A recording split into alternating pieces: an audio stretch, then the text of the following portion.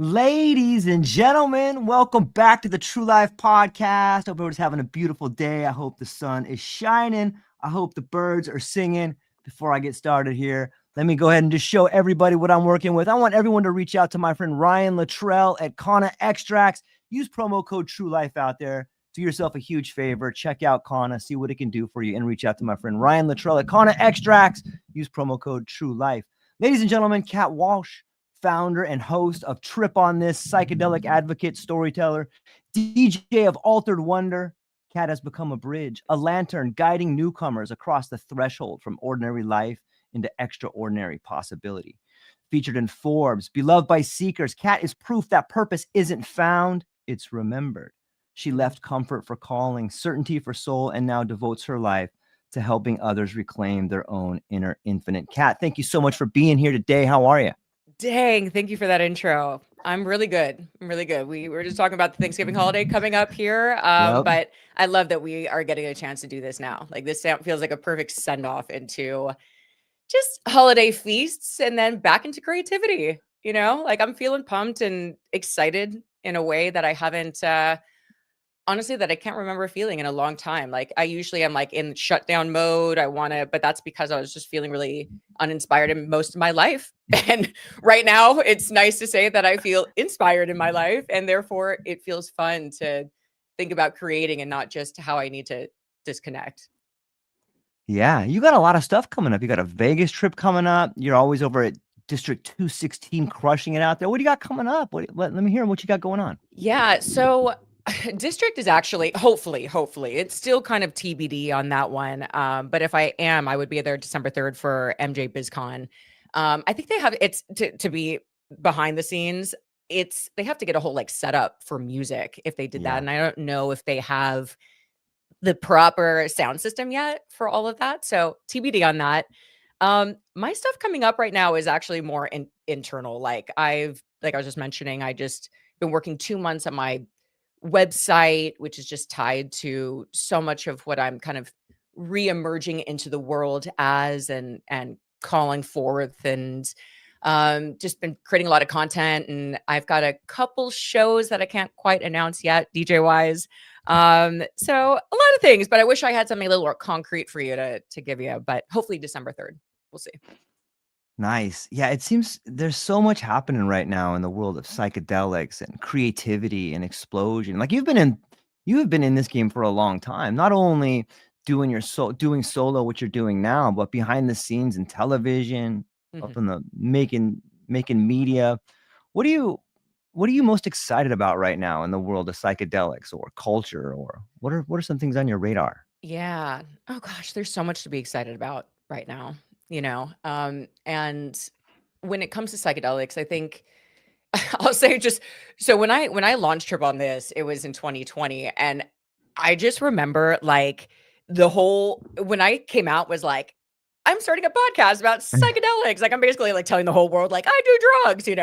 Um I remember I just felt like one giant side eye from like every bit of my Totally. community who has never known me for that. And also like How to Change Your Mind from Michael Pollan had come out 1 year before, but the mass like awareness and consciousness, by the way, we're still not there, but it really wasn't quite there yet. It had just started to kind of break through. And so to see just how far we have come, even for me, 5 years later, to see just how many people now come to me as the bridge, people who would never have talked to me about this, and now are like, "Hey, look." So, and not necessarily because of what they heard from me, but because this willingness for so many people to finally like come out of the psychedelic closet and talk about it, especially our veterans and our first responders. Yeah. Some of these like real macho guys that do not want to talk about healing and what they don't want to. That's not what they want to talk about and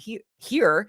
And yet, when they can hear Navy SEALs talk about it, and they can hear themselves in these total badasses, Yeah. it's really, really changing things. And then I become somebody they know. They're like, "Hey, Kat, we're gonna get mushrooms." I'm just kidding, Yeah. kind of, but so Yeah. yeah, I mean that, and then obviously the legislation, right? Like there's there's such like just yesterday I saw again like New Jersey has just pushed through another, it's going to be medicalized first, but Yep. there is breakthrough with that. We've got 3 states now that have legal psilocybin.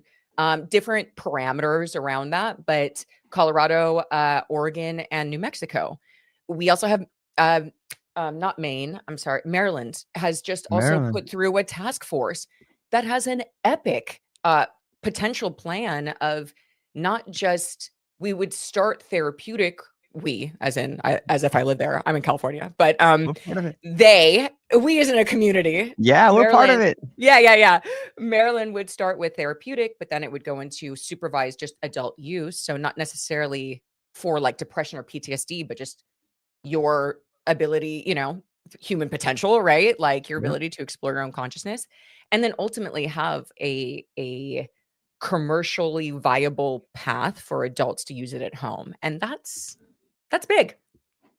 Yeah, it's gigantic. You start to see it popping up all over the place, and Yeah. I gotta be honest, like, my hope is that what we're seeing right now is sort of the late 50s. I'm starting to see a little bit of the legalization or maybe the decriminalization, but I'm kind of pushing for electric school buses to be touring college campuses and like see this Totally. outbreak of music and just I can feel it like right on the cusp. Like I feel like we're right up against the boundaries and you see all these young people coming out with new music and new sounds and new artwork. It's like, oh shit, here it Yeah. comes. We're gonna be part of this. We're gonna be Yeah. part of this right here. I'm so excited Yeah. for it. Yeah, no, me too. I think there's, I mean, obviously we're in such an interesting precipice between psychedelics, but then also like AI, right? Like, and social Yeah. media, like it's a weird time to be alive, but also really exciting. Like it feels like every day Yep.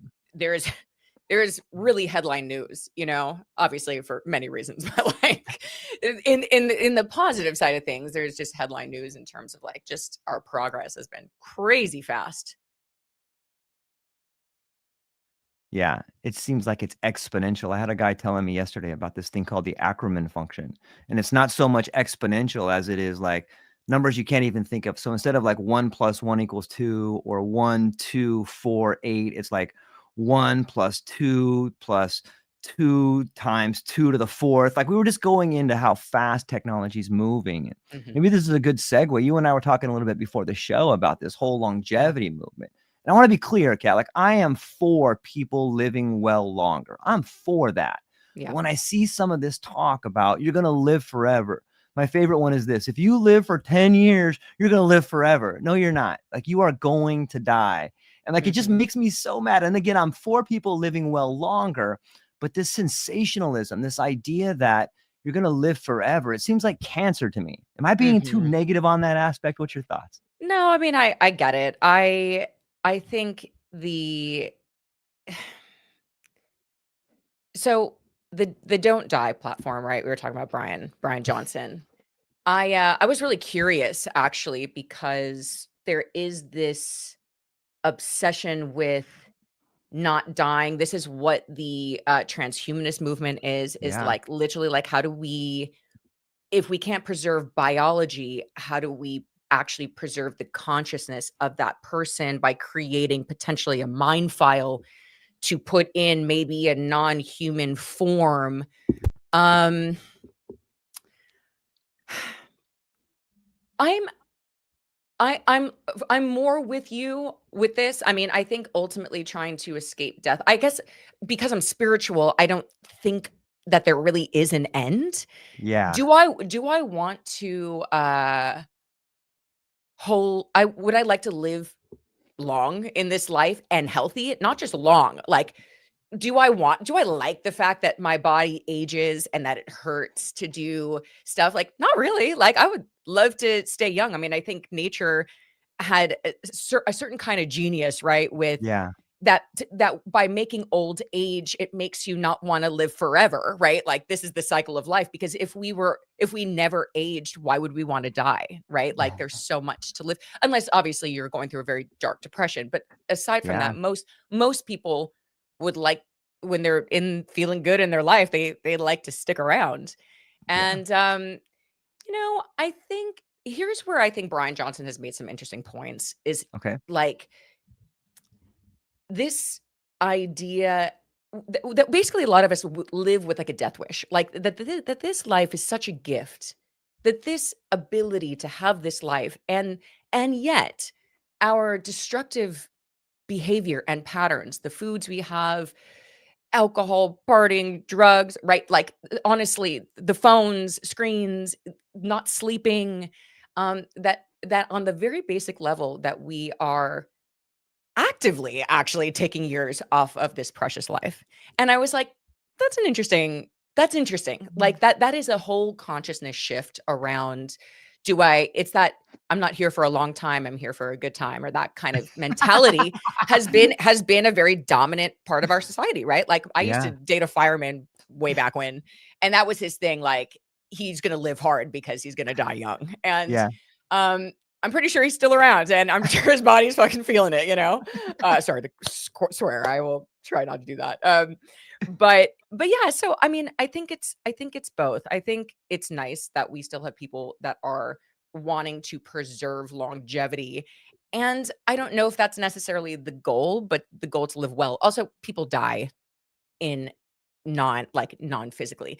If aging Yeah. could stop, I mean, or slow way down, I guess it's easier to just say like, "Oh, no," but, like, at practically, like, would it be nice to live to, like, 120 and that at 80, you're almost like you would be at 60? Maybe, you know? Like, I honestly don't know, and I think a lot of the fear is the projection of Yeah. that the world looks like it does right now, and if it looks like it's right now, then I don't wanna keep going, but if we can project if the world actually gets better and there's something worth living and that you wanna do, maybe that is something you would wanna do. So, I think that was a really long-winded and unclear answer. Not at That's what I got all. on that. It was beautiful. I echo so much of that sentiment in that I feel like you do get to live forever on some level. Like if you want to live forever, you should live in the hearts and the minds of the people you love the most. Like you should volunteer your time. You should write a really cool book, do a really cool podcast, or more than that, just give to people without wanting anything back. Like I think you do live forever, but just not in this form. Yeah. And I think when we get caught up in this idea of I want to be in this form forever, it seems like a prolonged adolescence to me. And another Yeah. part that really bothers me is this idea that if aging is a disease, doesn't that mean that old people are diseased? And then, like, how do Yeah. you look at people like that? Like, oh, that person's diseased. No, they're not. Like, wisdom comes from age, wisdom comes from Mhm. experience. And when we Yeah. start conflating this idea of aging as a disease and wisdom, I think it gets into like a pretty slippery slope. But Yeah. you've done some work on like transhumanism too. Like, you were going to produced a Yeah. film or a movie back in the day. What was that all about? Yeah, that's probably why I have like a little bit of a soft spot, and Of and I course. wouldn't say soft spot, but it's more just a general interest, right? Yes. Of possibility. I think I'm Yes. always inherently interested in what is possible, and Yep. um I I I also don't think like our ability to create is also inherently spiritual. Um, Yeah. I think even creating AI itself to me is a spiritual act that through the incredible creative power of the human we have created more create like incredible create like a basically another form of like consciousness. Yeah. And do I think that we also make mistakes because we just keep building a thing that we don't understand? I think we all saw Jurassic Park, right? Like we Ah, saw how that goes when we can build the thing just because we can, should we? I think is definitely more of like a philosophical question. Yeah, this show that I created was called This Is Not My Life. And it was around the idea of in a post-singularity world.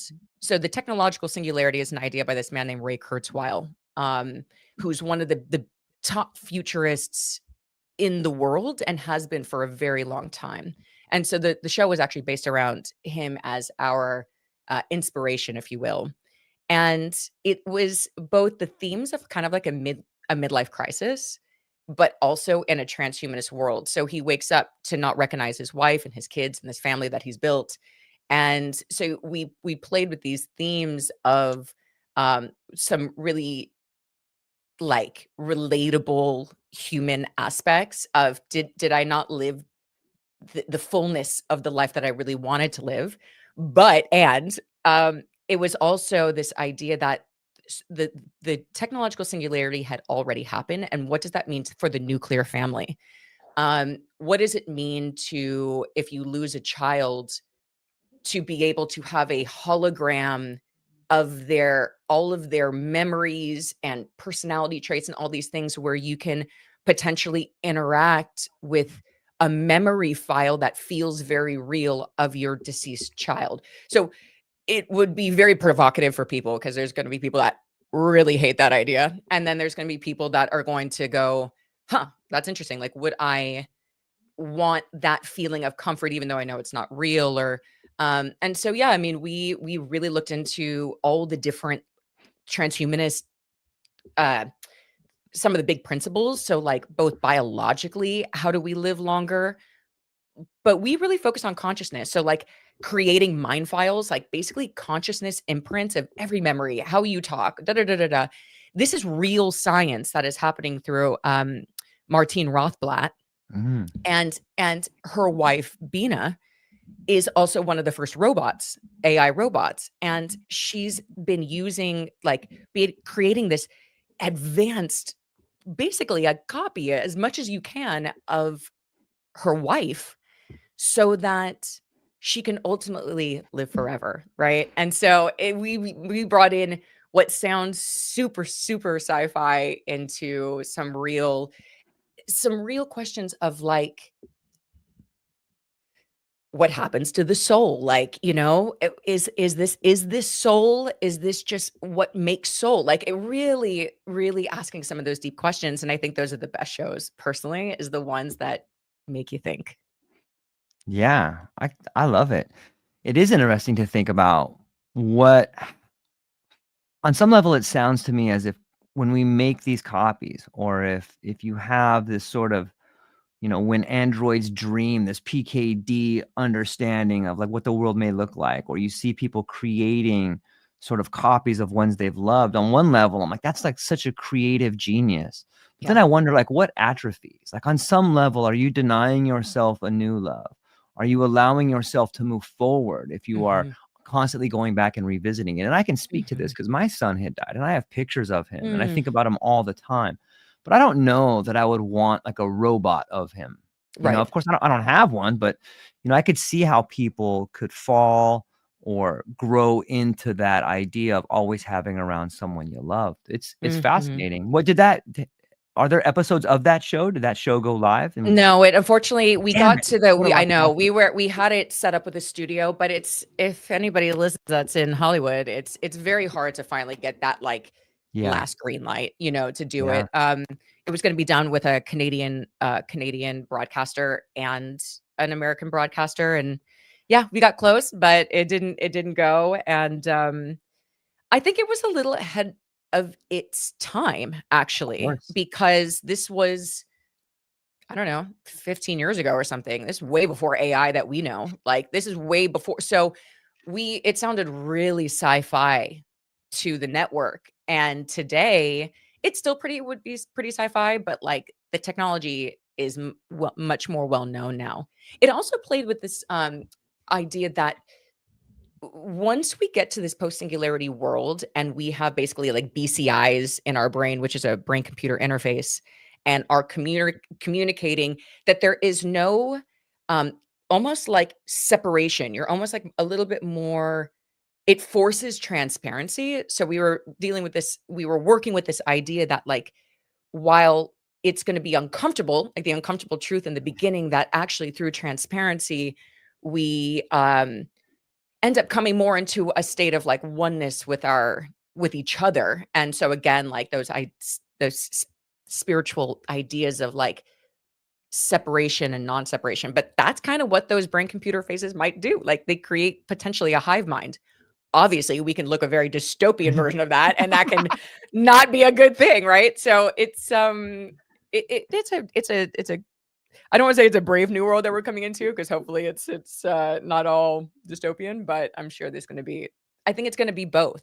I think there's going to be some great things, like science Yeah, and medical. I mean, I do yeah, think AI is going to just blow us away when it comes to health.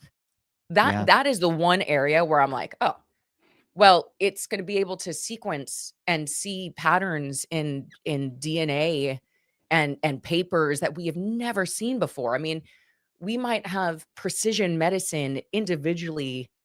Imagine a little AI that's just monitoring your body that's in you. Okay, you give up that, on one hand, a little bit of your own privacy, whatever that looks like.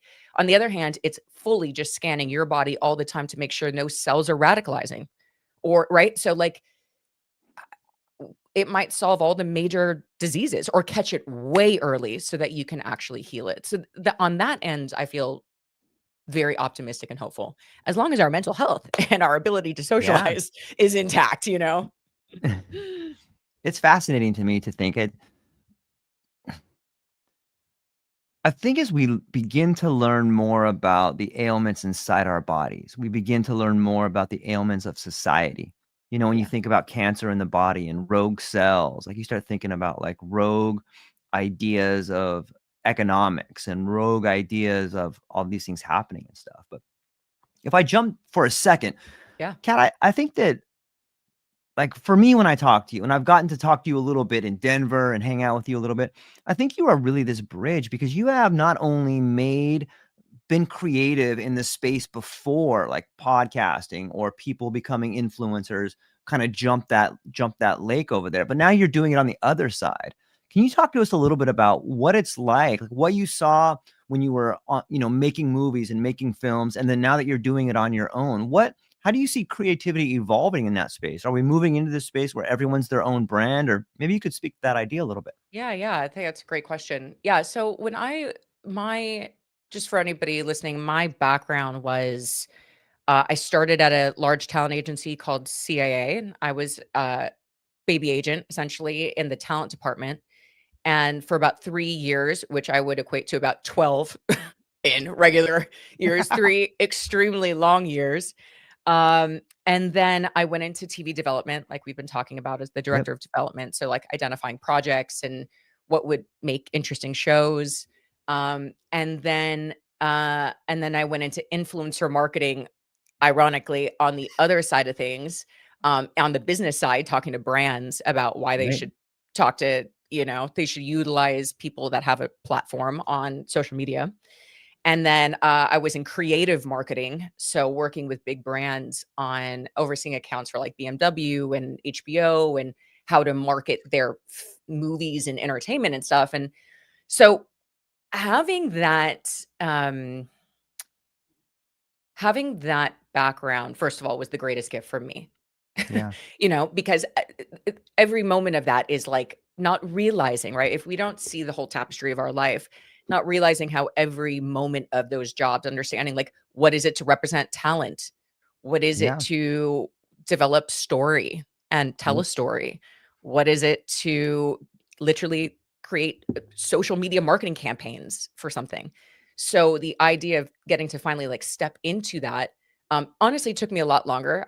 If only I just used my training for myself. But it's funny that and I'm not the first one to say this, like oftentimes we can easily dish out what people should do in order to grow and do things. But when it's us, I think we have to come up against ourselves and our stuff. I think Yeah. being an entrepreneur is so spiritual inherently. It's such a deeply personal development path, because then you have to come up with all of your self-limiting beliefs and the things that you don't realize, like how you self-sabotage, and you wouldn't call Yep. it that, but like you are. And so at that time, it was still like very gated. Like social media had obviously been around, but the power of the studio, the power of the talent agency was Yeah. still the dominant force out there. And what that meant was less opportunity for more cats of the world that didn't wasn't in this small sliver of people that got their break, right? In Yep. in that world. And I mean, the explosion of TikTok actually, Yep. particularly in 2020, right? It really took off during the pandemic.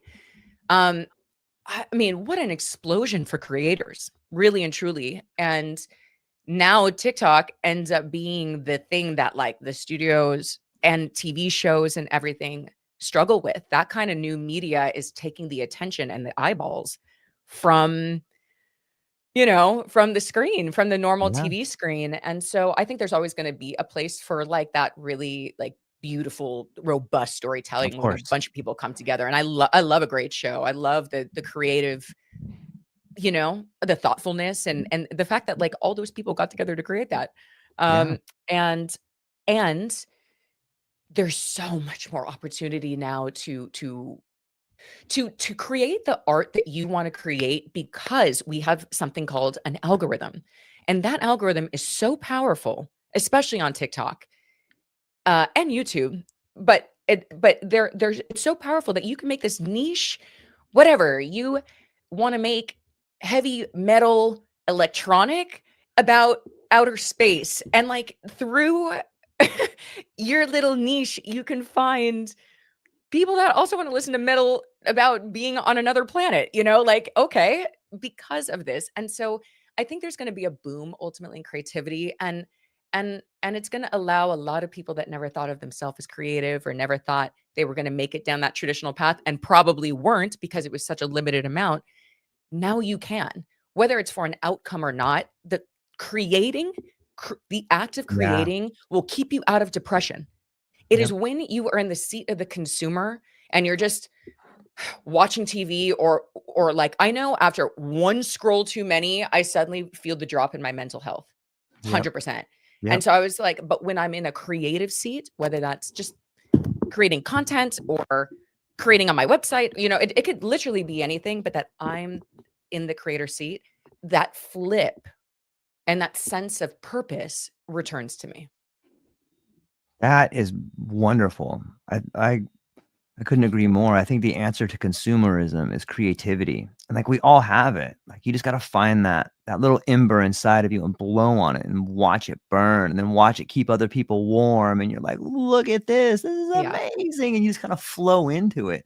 Yeah. It's amazing Yeah. to think about that aspect. I got who do we got coming on? I got some questions stacking up over here. Shout out to everybody watching us over there. Polar Nights, who cares? I see you guys all over. Thank you for being here and hanging out with us. Joshua Moyer says, did someone say heavy metal electronic? I was just thinking of that. I'm like, she talking about Joshua Moyer over here?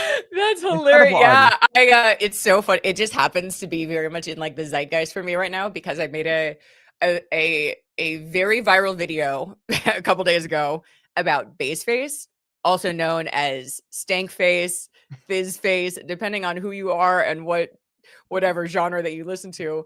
And funny enough, I was specifically talking about electronic music when it comes to bass, but it found its way into the heavy metal stream as well. So now I've got heavy metal electronic all up on my stank face / bass face when I'm listening to music. So there is an audience. Yeah, without a doubt. It's interesting to see that aspect. Let me jump over here to this comes to from Hannah. Hannah from New Orleans says, Kat, in an age where truth is a hologram and lies wear business suits, what compass do you trust to navigate your way through it? That's a really beautiful question and Yeah. well put. Thanks, Yeah. Hannah. Yeah. I mean, I don't know how else to make this not sound cheesy, but my own heart, right? Like if I'm living from a place like a heart space, I trust myself.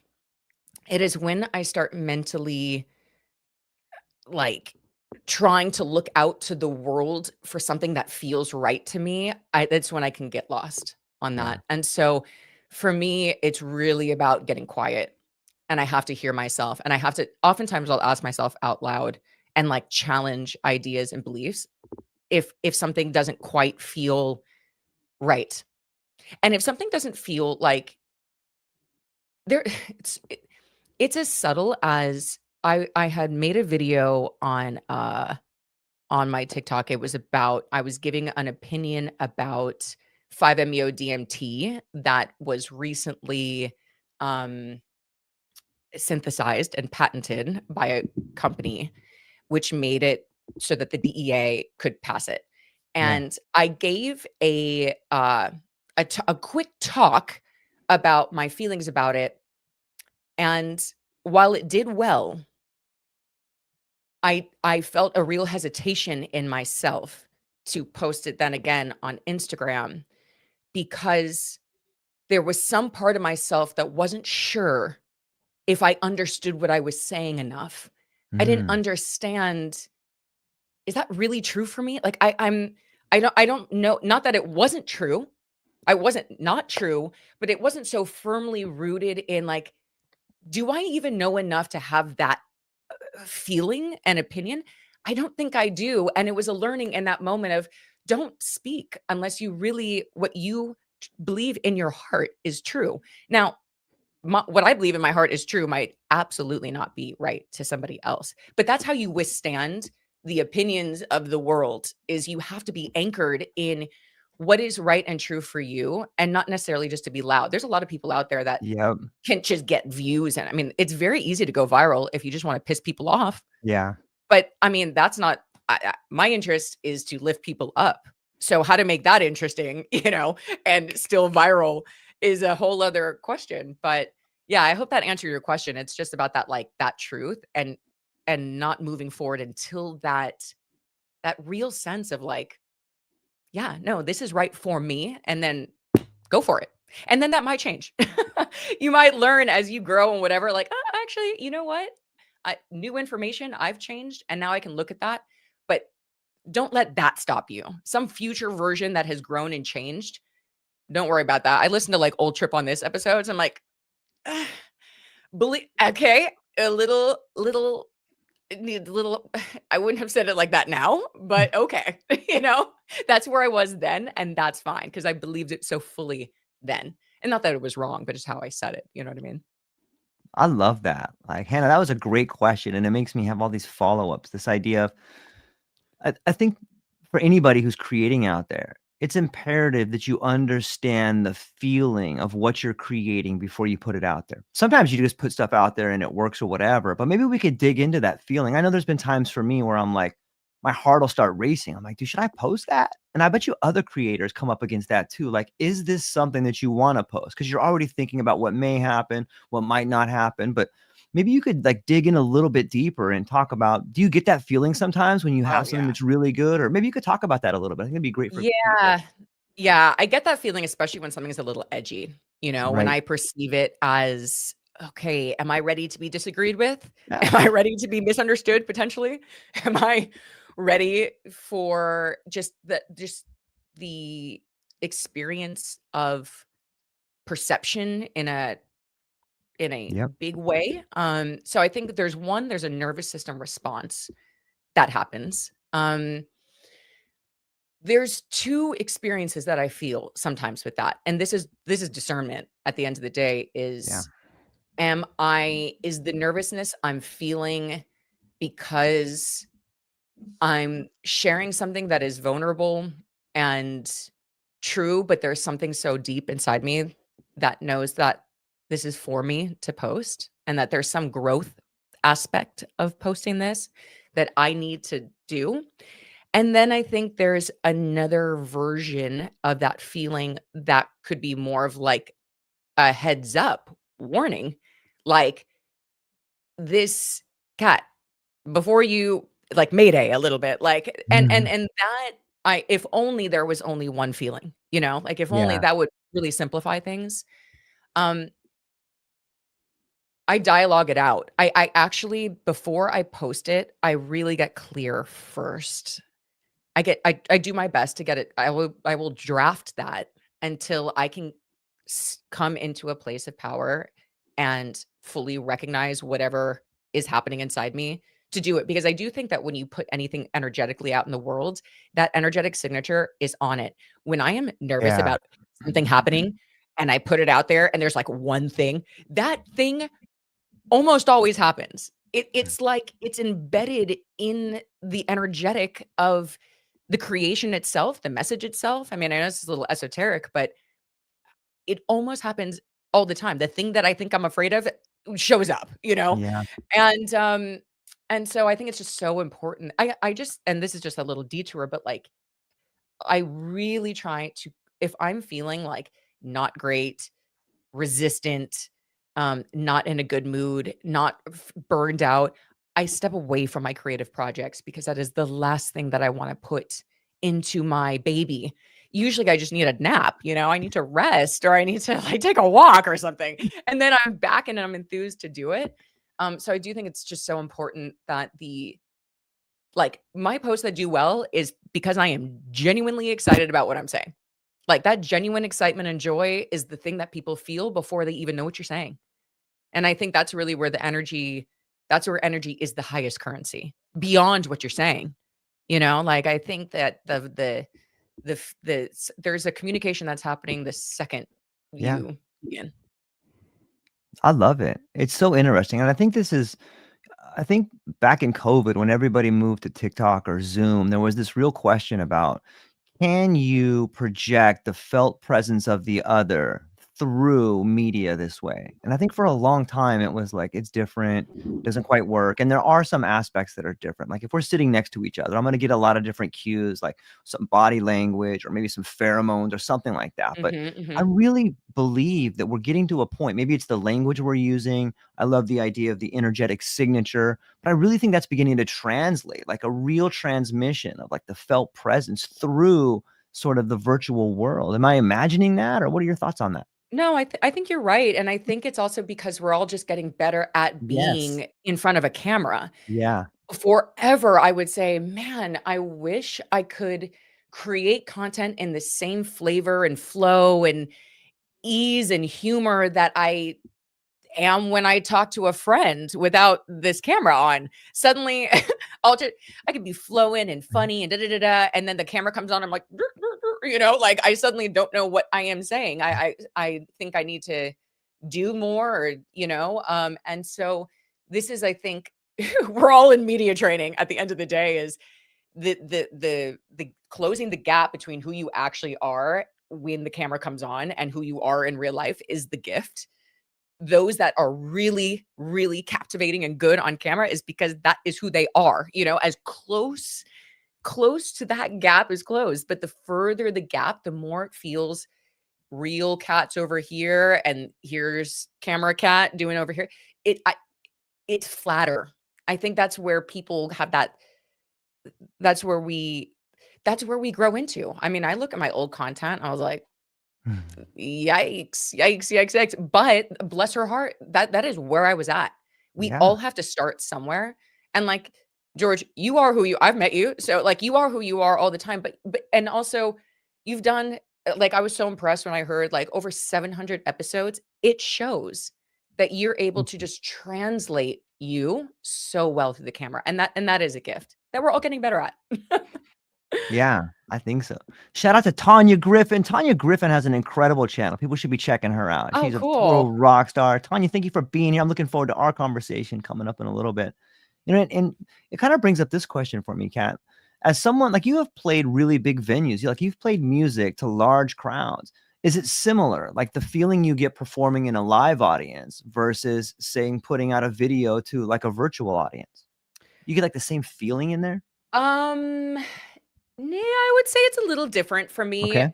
It Going live Yeah, is going my own live. Like for some reason, going live with you is different than me just going live on social totally. media. But that's me just trying to think like, how do I entertain you? Like I just really, really need. That's Yeah. an area of growth for me is to just go live on my own. But having music is specifically feels different for me Okay. because music is well, first I go through, is this the moment I forget how to DJ? Okay, so there's always like a stage performance moment, Yeah. typically, unless I've played a venue quite often, like little less now with district, but there comes a moment almost every time where I was like, and this is the moment I forgot how to beat match, like in front of this huge crowd. I think that's probably just a product of just the more that I do it, the less that will happen. I haven't hit that point yet where like because I'm not just a DJ, I don't have those reps in quite the Right. same way as just a pure traveling DJ that's doing it probably more, even though I play it in my room often. putting together mixes and stuff to keep my skills up, really, like, so that I can minimize that fear. But there's such a joy and a self-expression and a physicality to my sets. Like, I dance like as hard as anybody else would be dancing on the dance floor. So for me, it's really more flow state when I can get into that place. And that's why I like to, I mean, this is just a personal taste for me as a DJ. My best sets are more prepared. I know the journey that I would like to take the audience on. And because of that, the not only the transitions and the way in which I have a lot of vocal tracks in my stuff. So the way in which I'm phrase matching, but I'm out of my head so that I can actually be in the performance more. So it's a little bit more in the performance mode of like, I'm dancing, I'm having fun. So it actually, the technical part is secondary for me. So yeah, it's there's both a, when I'm hosting and like hosting on a stage and DJing, there's always like a performance moment. Um, but then the energy of a dance floor is just pretty, it's magical. Yeah, like you're in it. You're part of it. Yeah. You're not only creating, but you're part of the whole on some level. Mhm. Jesse, my friend Jesse comes up. What's up, Jesse? Thanks for being here. Everybody should check out. Jesse's got new books coming out. Jesse, when are those going to come out? Jesse, let's see him. She says, I love the idea of creativity as a mood elevator, antidepressant, engaging your imagination for the purpose of creating, giving it a job, a project. A direction means it's not being used for rumination, anxiety. That's beautiful. Thank you, Jesse. Yeah. Yeah. I honestly, like, I would just, the one note I would say to that is Yeah. like, if there's one anecdote to, like, if you're feeling in a funk or if you're feeling depressed or anxious, is to literally not do nothing, is actually to just channel it into something, because there's just too much energy in the body. Like, it just doesn't even know what to do with itself. And then it can manifest into anxiety or depression, because then you're not doing something. And look, I get it. I've been at the places where I'm like, I know I should do something, and then I don't. And then I feel even worse about myself, for not doing it. Totally. But if the more that we can just, it's like, if you're depressed, help somebody else, It's Yeah. actually like, if you're not feeling great, be in service to someone else. Take the spotlight off yourself and move it towards something either artistic or something that's helpful. And it's amazing how it can just boom, moods change like this, good or bad, but Yeah. we're not as stuck if we just sometimes just move our body. Yeah. That's beautifully said. It makes me think, Kat, like you are always in community. Like whether you're playing music, whether you're doing some content for other people, always around people. Like what is your relationship to community? Like what do you think about when I say community, and how does it play a part in your life? Yeah. Oh, I mean, I love people. Like, I really, life is worth living because of others, to me personally. Like, it's fun to have your own solo experiences, and I actually, ironically, I spend a lot of time alone.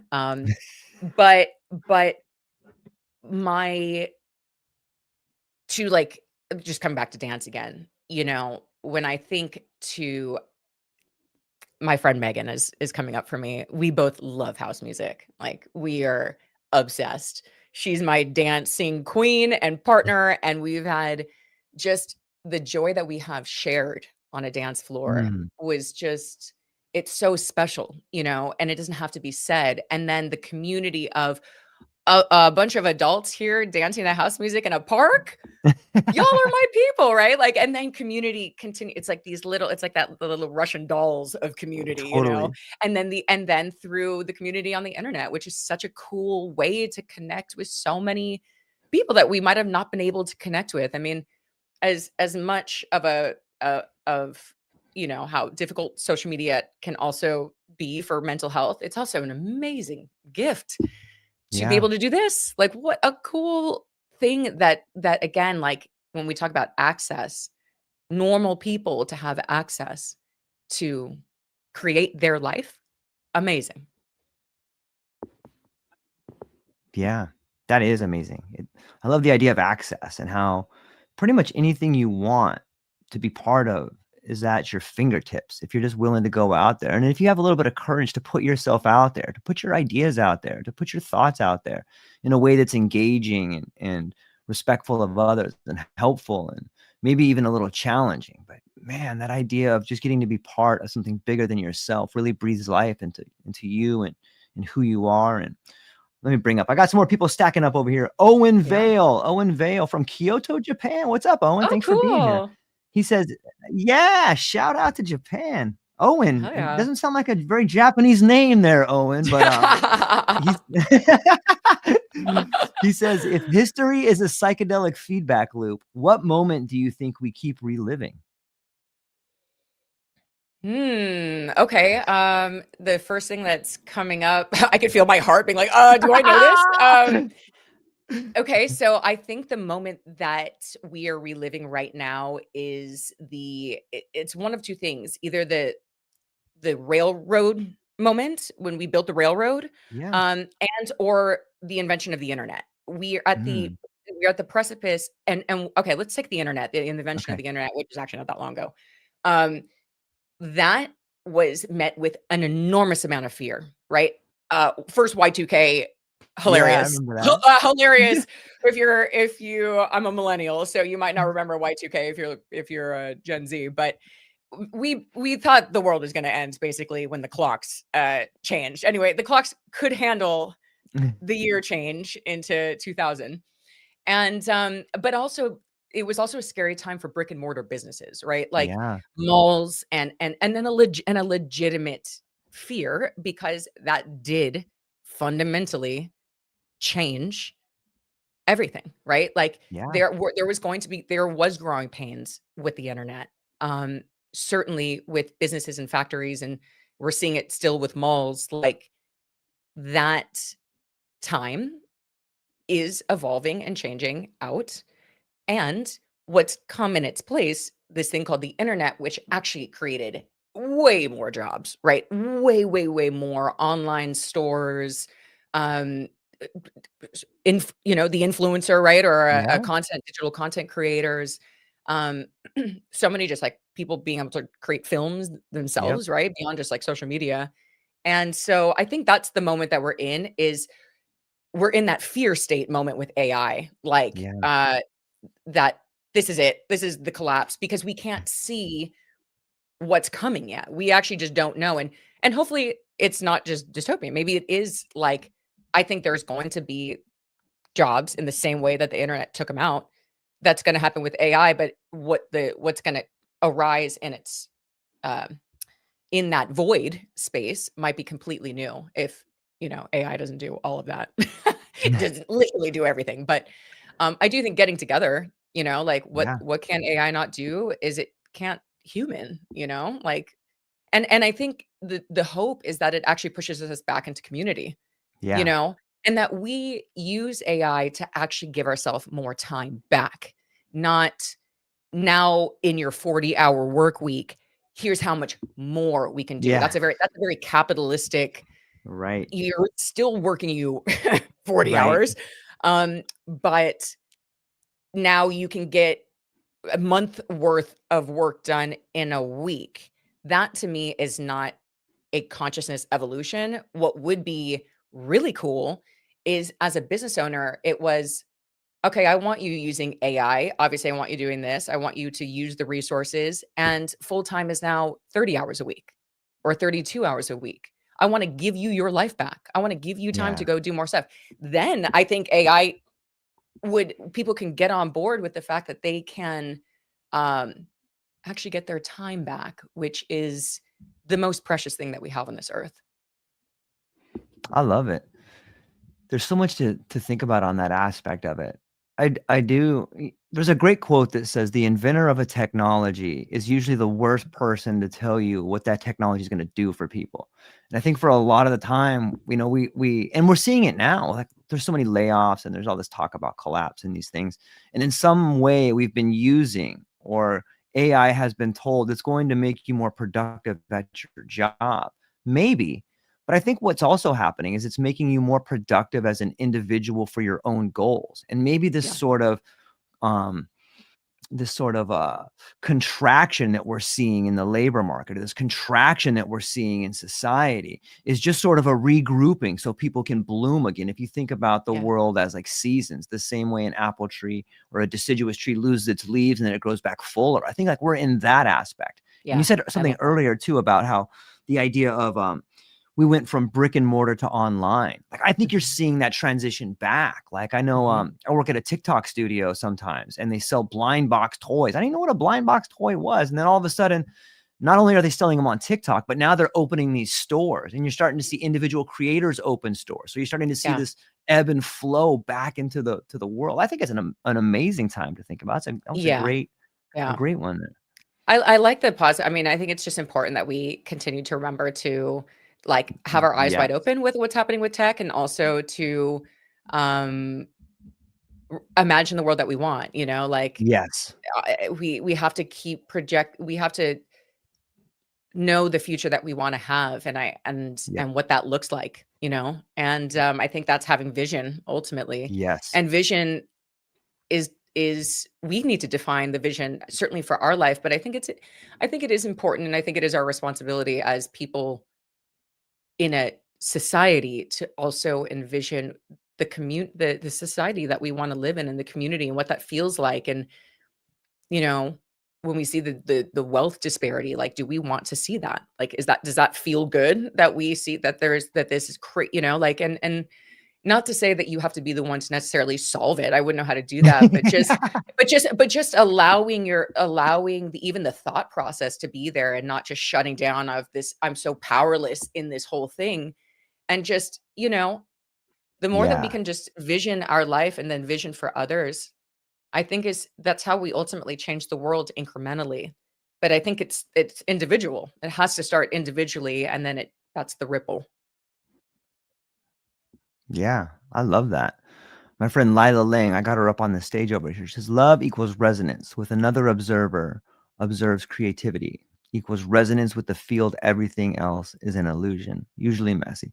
For those listening, you guys should click on Lila Lang's pot on her link right here, or just look her up and look at some of the papers she's written.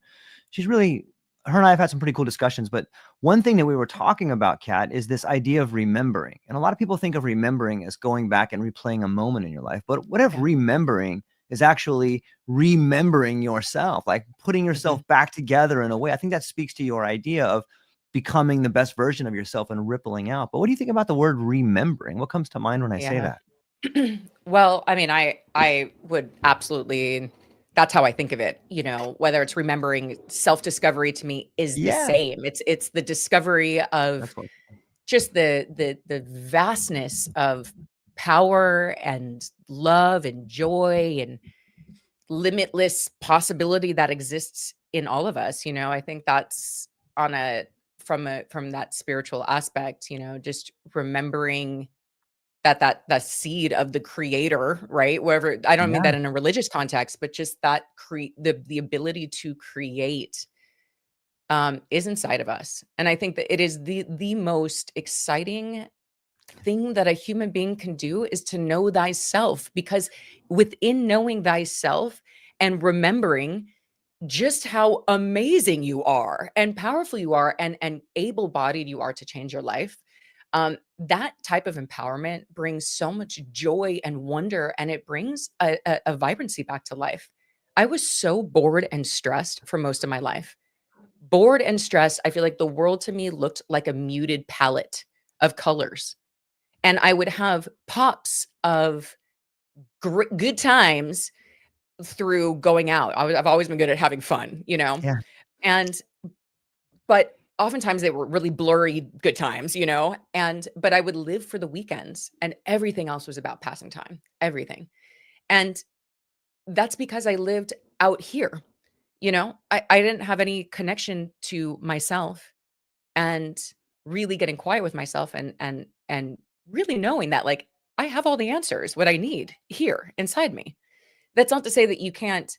Part of that, knowing that, is to call upon the people that feel right to you to also help guide your path, right? Doesn't mean you're solo doing it. Um, but that even the guidance to talk to someone is still it starts with your own inner guidance system.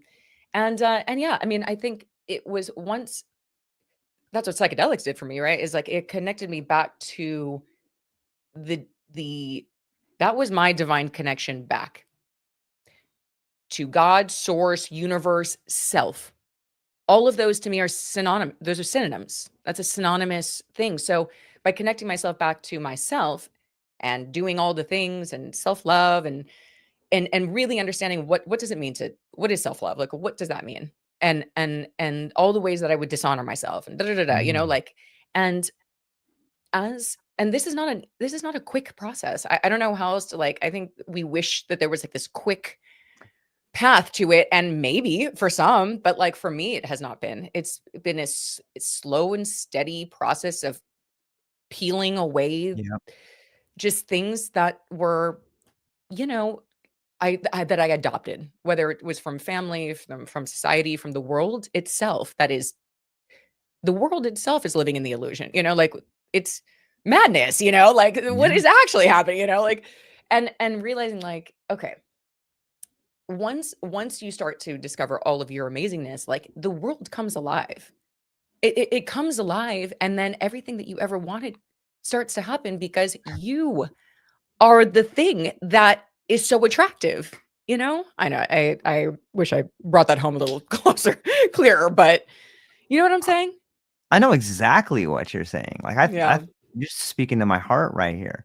When I think of transformation, like you're right, it doesn't happen. You know, I was reading, I think it was in Lila's papers again. She was talking, or at least what I discerned from them, is that the new pattern of you can probably take up to 3 years. Like if you think about this idea of saying yes to all the things you've ever wanted to be without, and you got to say no to the parts that were holding you back. And like Yeah. that is not an easy process. Like you fall into old patterns, but if you Mhm. continue to say yes, it's almost like you don't collapse that wave function on some level. Like you're saying yes, like you're creating this new neural hardware, the same way we see in those brain scans of psychedelics where new neural networks are being moved and the default mode network is turned off. Like you're literally changing your perception of yourself and you're changing your relationship with everything in the world. So when you said all of a sudden the world starts answering you and starts showing you and giving you all these things that you've always wanted, it's like you are rewriting the code of who you are and attracting all those things into your Mhm. life. It's pretty amazing. Yeah, it is. And it's actually simple. But it's simple and not, but it is Right, simple in right, that right. like it's literally you. Like Yeah. I one of my big mushroom trips, I thought I was gonna my intention was like, I'm gonna blast off into the Ah, ether and I'm gonna see ah. guides. I'm gonna go beyond the veil. And it was so human. It was just as human as you get. And then you know, grace comes in Yeah, and it just goes, what what were you looking for? You know? Like, what was it? And laughed and I smiled and I said, I am my prayer. I am my prayer. I am the thing. When I pray, I am praying to myself, the aspect of myself that can do it all, and that all of it is holy, you know? Like when I'm fearful and small, when I'm contracted, when I'm falling into my stuff, like it's all you know, like none of it. It's not when I'm just in my elevated state and I'm feeling and trusting in this and that, you know. And so yeah, just that knowing of like, oh, I am my prayer, like yes, okay. And it changes everything. It really does, because it brings a level of empowerment back. That doesn't mean that I'm not in constant communication with my own spirit realm, but yeah. I try to, like, I catch when I feel like I'm hierarching, I can't even say it, Yeah. something outside of Well, me. You know, it's very easy to feel like the universe is out here and I'm speaking to it and this and that, but I have to keep reminding myself, like, you are speaking to the universe within and around, but it's all one here. But yeah, it's an yeah. interesting process, the awakening process, if you will. Yeah. It is interesting. What is your relationship with psychedelics? I maybe I'll start with me. And for me, I went through some phases until recently where I would do like really big doses and then I would use like particularly mushrooms. Like I would do some large doses, like 6 to 10 grams, and then maybe once a month. And then I would back that up with like smaller micro doses throughout the week, and that will kind of keep me in touch. That was probably like a year ago I was doing that, but I sort of moved on to like 10 UGs of LSD for maybe once a week or twice a month or something on that aspect. And that seems to be something that grounds me and keeps me in that zone a little bit. But I'm curious if you could talk about like your psychedelic use and how you use them, and if you have a regimen. Yeah. Great question. First of all, shout out to the 10 micrograms of LSD. If only, unfortunately, that feels like LSD is such a scary one for Right. the world, our country, certainly, Yeah. and certainly the government. But boy, would we have a much more productive, sharp society, and we would probably ditch Adderall. It's such a clear, creative focus for me personally. Obviously, I can't say that for everybody, but yeah, I love that little shout out. I too like to have. I go in like little phases. This is how I would say it. I mean, when I first started my like really, I mean, I did mushrooms when I was 16, but that that doesn't really count. I didn't do it again for 15 years, if that tells you anything about my experience. And then I did it again, big macrodose, very emotional, wasn't fun. So I was like, okay, I don't need to do this for like at least a year. And it wasn't until in 2019 is really when I started doing a bunch of mushrooms. And I did a lot of mushrooms at that time. I also was pairing it with MDMA. And I was in community, and so it was fun, right? Like when you pair it with MDMA, the emotional stuff of mushrooms is met with something that just chemically feels really good, right? You just have so much dopamine and serotonin now dropping into your system because of MDMA. And so that was I was doing it a lot then. And I think it was part of my evolution at the time. I quickly was on a quick hyper, and by a lot I mean like probably like twice a month in like bigger experiences. Yeah. And in fun. Like it wasn't like ceremonial at the time for me. And then the following year, it was more ceremonial. Probably I would do a big one once a quarter. Because it's still a lot, you know. Mushroom ceremonies are just a bunch of crying. Revelations, they're beautiful, but like they're not like a walk in the park necessarily, even if you've done it a bunch. And then I never really I microdosed actually for 3 months in a row when I was just launching Trip on this, and I really do credit that to I was learning like 27 new things. I couldn't believe the amount of like new information I was self-teaching myself. And I do think that and I was on the Stammet stack, which was 5 days on, 2 days off for 3 months. So my brain was constantly in a more flexible state, and psilocybin puts your brain in a flexible state for learning.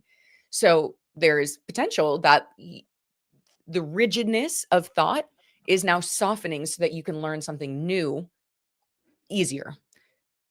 That's still being studied, but that would be essentially the idea. And now today, I haven't even done a big mushroom trip this year.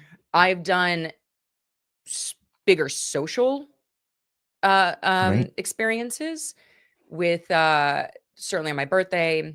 But again, like not like I'm not even a gram, you know, not even a gram at once. And by like now I feel like my sensitivity is also less. So like I'll have a little square of nootropics and I'm like, I'm good. Like I'm very much feeling it. And so I'm not even a big microdoser these days, although I've had a couple in the last couple days. I've been feeling really good. I mean, I think this is part of what I think psychedelics do is that they come into your life when you need them. But right now I think I'm in that state. I'm in a receptive, open state. I'm listening. I'm carving out that time every morning and quiet to meditate, to journal, to get myself ready. I'm at night. I'm carving out that time for myself to get into a meditative state, to do whatever is calling to me to take care of my spirit. And I think that's always what the mushrooms were asking me to do. And now that I'm doing that, just because it feels good, because I can actually see the difference in my life, it's like they haven't really like called me forward as much.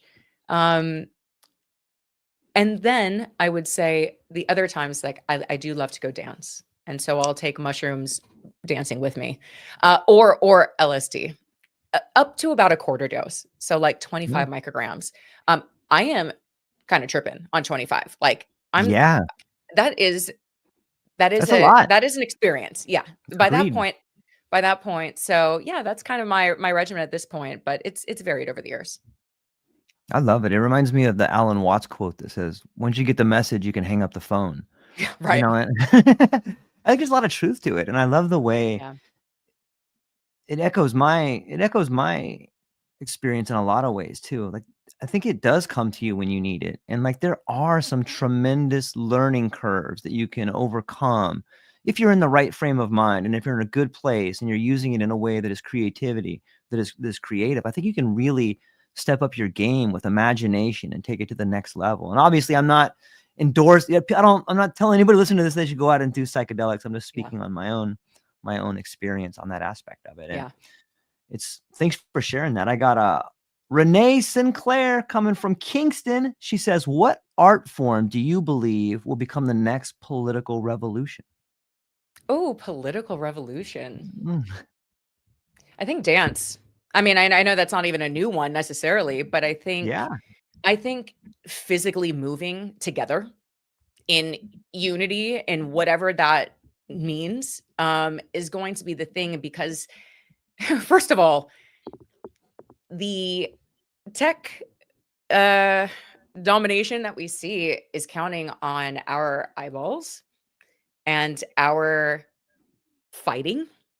We are both fight and our attention are the two like main ways that they can get us, like, and they can really, and it's getting so sophisticated with like how to really plug you in, the algorithms, like fighting and discourse does yeah, well. It wants that. And once we know that this is designed to get me mad, this is designed mm, to make me other myself from this person, or to, it gives, it's almost like mustache twirling villains out yeah. here with social media sometimes, and the algorithm loves that, and the people that run the tech. And so I think what's going to be so radical is it's like putting down the phones and literally getting together, like, and whatever we can. And to me, moving the body is the thing that many, many, many people I think are missing now, because we're so sedentary. Most men are not, like, I mean, there's still obviously like men that pick up and do labor and stuff, but a lot of work for men and women is no longer with our hands. Some obviously with blue collar, but so much of it is not. There's so much video games and so much this. And so we need to get embodied. This is where we release oxytocin. This is where the serotonin comes. When you hug a person for like 27 seconds, it like that's when oxytocin is released in the body, and it all of these feel good loving chemicals happen in the brain from just getting together and hugging another human. And so I think that's going to be the radical act of loving rebellion, is to just call back our humanness. I love it. That's an awesome aspect of it. And there's something so community based about it too. When you see large Yeah. people dancing together, like there's this feeling of joy that comes. It's almost like it's contagious and it radiates outwards. I've Yeah. seen some interesting experiments where there were some people at a concert and they were just dancing all crazy, like way over there. And at first, people were like looking at them and laughing, and then somebody got up and joined them, and then another person joined them. And next thing you know, is everybody dancing Yeah. together. It's such a beautiful form of communication. I love that It's, answer. if there's one, most people don't, but once the second person comes, Yeah. that second person, if you ever if you ever see one person dancing, just know that the second person is the one that can shift the entire, what, like the trajectory of that dance floor. So if you ever get the opportunity by having two suddenly, that can ignite a whole different vibe. Three, forget it. Now we've already got it going. Yeah. But it's joining that first person. That one is not necessarily going to be it. That's still too scary and too isolated. I forgot where I had either read that or watched that, but I was like, that checks out. So yeah, you can literally create a dance floor if you see just one person on there. Be the second or third. I think that also speaks to ideas too. Like if someone Mhm. has an idea and then someone joins that idea, it's like pretty soon you have a whole movement right there. We can learn a Totally. lot from that. Exactly. 100%. Yes.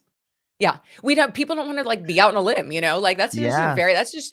that's just biology at its best. That's Maslow's hierarchy of needs. We want to be accepted by the group. We don't want to be the weirdo that's separated from the group. So that person's the scary person. Yeah. They have separated themselves and they're doing something that the group is not doing. And we have to look around. Do we agree? What do we do? It takes the Right. next brave person to say, I like that, but there's strength in numbers, you know? Yeah. That's it's interesting that you brought up dance as the next revolution. Now we're talking about ideas. We're pretty much talking about revolution on that level. I think you're Mhm. right. I think dance might be the way to go. I just think we need it's joy. Yeah. Joy is the most powerful. Joy and love are the most powerful forces in the universe.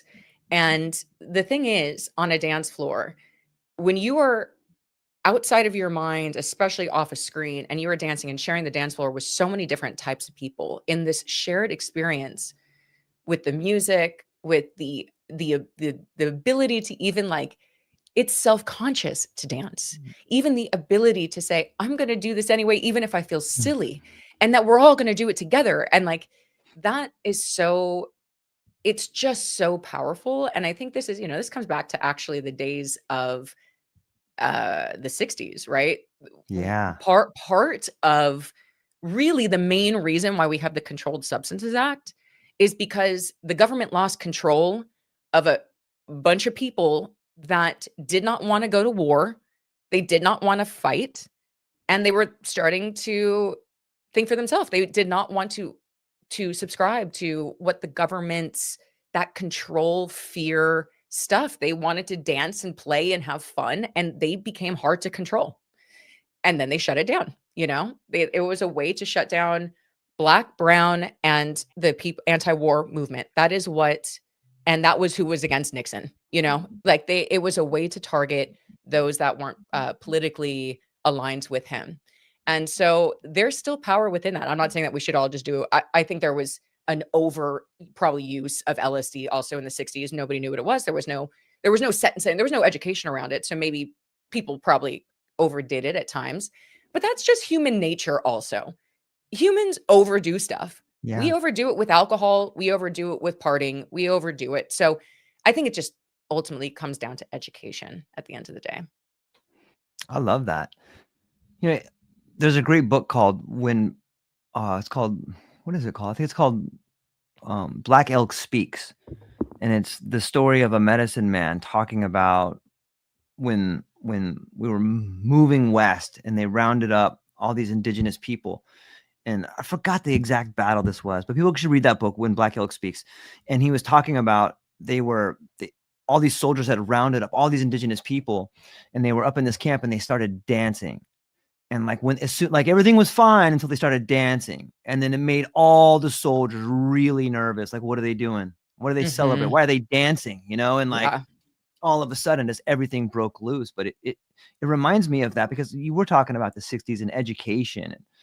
What do you think about this idea? I'm working with some people that it's called Reform 2025, Dr. Stephen Bazell and Julia L. Hodge, and they're talking about this idea of reforming the idea of health in the US, and they want to bring it to the government.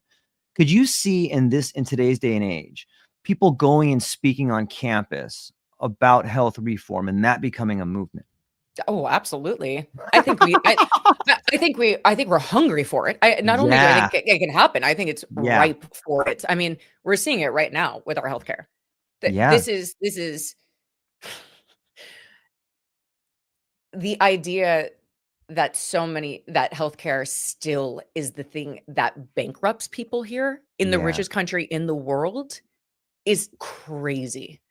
We are the richest country in the world, and we're like 73 in health. We're like 34th on the list of healthy countries. There's at least 20 countries that are in the 90% in health. That shouldn't be acceptable for us, right? Like that means this is like twofold. Like why? I will forever be upset Mhm. that organic is you have to be that is a premium to not have poison crops. Like, what are Yeah. we talking about? That's ludicrous. I was like, wait a minute. So I have to be well off in order to not have my food poisoned or all these growth hormones. And it's a premium to have food like that. Like Roundup, like the things that we are doing, and it's just there's so much we can do for health and medicine because it's Yeah. both. Like Yeah. it's we taking care of our body and our vessel, and that also means that's a systemic thing as well, right? Like raw whole foods should be accessible for everybody, not just processed crap Yep. and um fast food that we know makes you sick. It's okay. You can have it a little bit, but that's what it why like having like actual like chicken and crops and things, the fact that that's not an even accessible thing for so many people is inherently the thing that needs to be reformed. And Yeah. we can. And I think enough people just, I think it does take some organization at the end of the day, right? Like it does take the people that Right. are putting forward the stuff. But I mean, I know for myself, and maybe this is because I've just grown up being liberal all my life and a Democrat, but I'm like, I don't mind my taxes going towards something like that.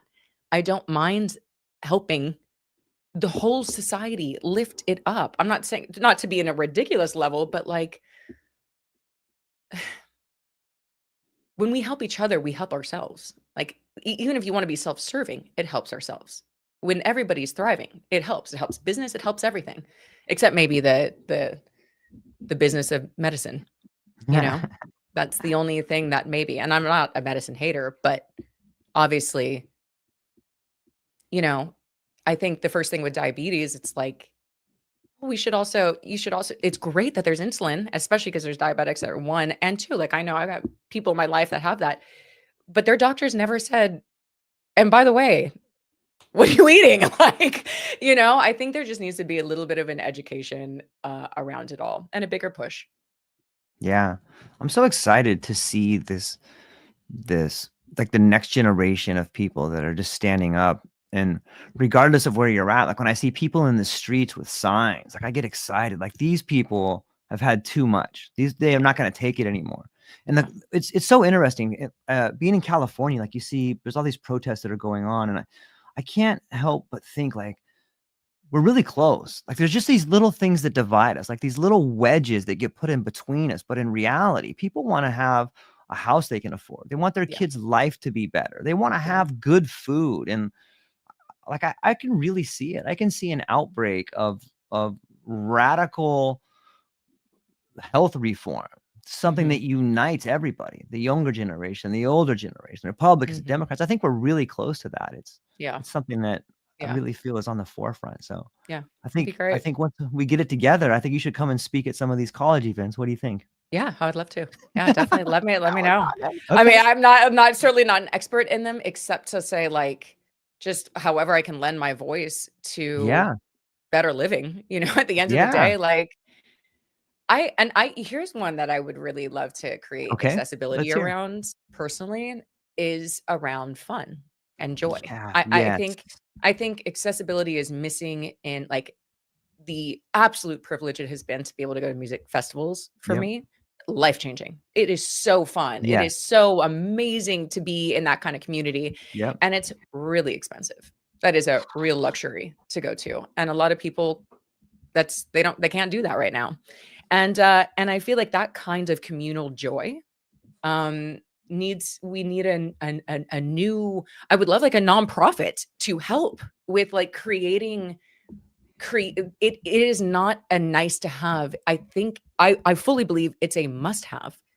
We are missing the joy and the fun for so many because so many are in survival, which aptly so. Obviously, going Yeah. out dancing doesn't seem like a priority when you can barely eat. And that's why I feel like there should it would love, and maybe it'll be me one day, to like Yeah. create, even if it's like, having like okay, so in LA, there's always like festival type events, like day events in parks here. So like Grand Park, and LA Historic Park and all these other ones. And so, but Insomniac and all these big companies are putting it on. It's an event. They make a lot of money from it. That's great. But I was like, but we can do this for the community. Actually, like if this, all we need is a sound system. You Yeah. know, we need the sound system. Get that sponsored by brands that are looking out for the community. I mean, I know brands have to figure out an angle, but like more science and more realizing like the bring people together, give them real experiences of this kind of like the joy and the fun, and that is fuel. That Yeah. you can hold that kind of love and community, and it's like it's hope. It actually it fuels hope, because if you're just, it's hard to feel hopeful when you have no like little cracks to move into that space. And yeah, I would like to bring fun as an accessible thing for us and as a priority. Man, I'm in. How do I support your nonprofit over there? Let's do that. That sounds fantastic. It sounds pretty fun, right? Yeah. Yeah. Yeah. We'll see. We'll see. Yeah. It's definitely, it's my highest joy, you know. I mean, obviously not everybody's joy is going to be dancing, but I think a lot of people would like it more than they think. If Yeah. they've never been. It You reminds know? me too of like, we talk a lot about in psychedelics, there's a lot of language around like the medical container. But the recreational container seems to be almost just as medicinal. Like we do have lots of people that can benefit with like PTSD or some mental illness, but I think recreational use is just as positive, and it may stop people from having these mental crises if they just had a little bit more recreation in their life. I truly believe that. I mean, and maybe recreation makes it sound too, that's the word that I know is Careless. used really often, Right. but I think, yeah, I think it just sounds like it's too light, when Right. actually it could be like the best form of therapy. You know, like, Totally. Yeah. you wanna know how I can really get my mind move? Even I don't even have to go to a place. I mean, really just putting on music and allowing myself to dance in my room Yeah. and getting past my resistance, especially if I'm not feeling it, I can eventually like kind of charge up some of that, of my good old pharmacy in my brain here of just, dopamine and serotonin, and it feels really good. And I my personal journey has been through joy. That like Yeah. my opening into my spiritual path and becoming the woman I am today has was through joy. That was my healing, was through joy. Then I found my way into crying and contemplation and stuff, but it was through psychedelic joy, to Yeah. be very clear. Psychedelics plus community. Like I was with friends, like 6 or 7 friends, psychedelics, bomb ass music, just completely cracked my heart open. And once there's an opening, that's all it takes. Then the opening, it's begun, and you don't need to continue to do that. Like once that little opening happens, you just get to feel like, when you're happy, when you're joyful, when you're trusting, when you don't feel the weight of the world and that fear of survival on you, when you can get those glimmers, those moments that I'm Yeah. okay, we're better friends, we're better lovers, we're better spouses, we're better to our, like to our children, parents. And that's why I think it's a necessity, is because like our well-being affects everything and everyone. And it's time to like just prioritize that and whatever it is for others, and find ways to pay, like literally like support that financially, because right now that just gets always put to the side, and understandably. I And yet love then it. then I think it creates a vicious, but that's inherently the paradox, is because when you don't have that, then life feels hard and frustrating and scary. And so it's hard then to get yourself even into a magnetic place to change your life. So there's a real need to connect to joy in order to get to break through just the density of the fear that so many of us can feel. Yeah. I'm reminded of the Rumi quote: the wound is where the light comes in. Yeah. You can just get if you can just be cracked open a little bit, like everything will Mhm. flow the way it's supposed to flow out there. Kat Walsh, you are amazing. I'm so stoked to get to talk to you and hang You. out with you. Like this conversation, I was only supposed to take you to an hour. We're like at an hour and a half over here. Oh, And cool. I'm grateful for all the work you're doing, for you being someone that's an advocate for joy and love and psychedelics and the podcast and all the media you're putting out there. I think you're a phenomenal creator. And before we land the plane over here, I was hopeful that maybe you could take a little bit of time to tell people where they can find you, what you have Yeah. coming up, and what you're excited about. Yeah. Thank you so much for having me. This is really fun. This is one of the most fun conversations I've had because I love that we got to just talk about so many different I know, subjects. right? Oftentimes people just ask me about psychedelics and it's so fun to talk about like transhumanism. Like excellent. Cool. I'm Life with Kat Walsh, Kat with a K, on all social media. I'm basically just on Instagram and TikTok. I will be launching my Substack in the new year, so that's coming soon. That will also be at Life with Kat Walsh. My new website will be launched next week, which is really, really exciting. You can find all the things that I do and how we could work together. I'm a host, whether that's a show host or a on-stage host, like an MC. I'm a digital creator, so I make social media content. I work with brands. And then what else do I do? I'm a DJ. My DJ alias is called Cat's Meow. And you'll see that also tagged with my at Life with Kat Walsh. That's just kind of how I funnel everything. And yeah, I'm just creating content. I'm letting life kind of guide me and show me where to go next. Don't have any DJ shows coming up yet, but if you follow me in my link tree on any of my socials, you'll see a mailing list to add for my Substack, and that will have like all the info about upcoming shows and things like that. That's going to be kind of like my email list going forward. So thank you all so much for tuning in. This was so fun to just go down all these wonderful roads. And George, thank you. Yeah, I'm grateful for your time. Everybody that hung out with us today, thank you so much for hanging out with us. For Hannah, Jack, Renee, Owen, and of course, Tanya, Lila, Jesse, Joshua Moyer, my friends on YouTube over there, Who Care, Polar Nights. Everybody, thank you so much for hanging out with us today. I hope you have a beautiful day. Kat, hang on briefly afterwards. To everybody else, have a beautiful day. Aloha. Thank you.